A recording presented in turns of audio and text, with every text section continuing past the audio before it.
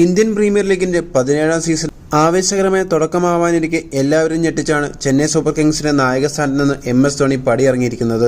പുതിയ സീസണിൽ ഋതുരാജ് ഗെയ്ക്വാദാവും CSK നയിക്കുക.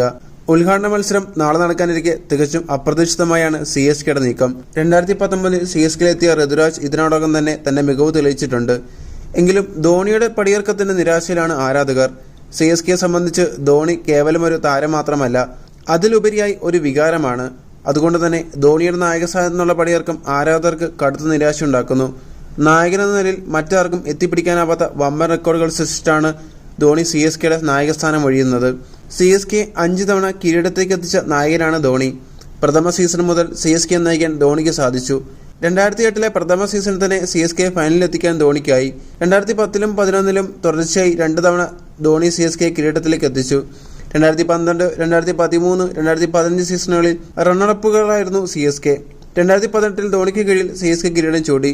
2019 റണ്ണറപ്പായപ്പോൾ 2021 23 ടീം കിരീടം ചൂടി.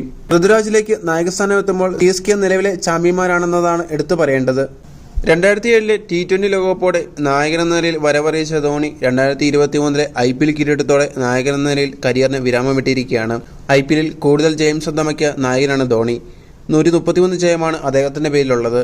87 വിജയം നേടിയ മുംബൈ ഇന്ത്യൻസിന്റെ രോഹിത് ശർമ്മ 2ാം സ്ഥാനത്തും മുൻ കൊൽക്കത്ത നൈറ്റ് റൈഡേഴ്സ് നായകൻ ഗൗതം ഗംഭീർ 71 ജയത്തോടെ 3ാം സ്ഥാനത്തുമാണ്. വിരാട് കോഹ്ലി 66 ജയമാണ് നേടിയത്. നായകൻ എന്ന നിലയിൽ കൂടുതൽ IPL കിരീടമെന്ന റെക്കോർഡിൽ ധോണിയും രോഹിത്തും തുല്യത പങ്കിടുകയാണ്.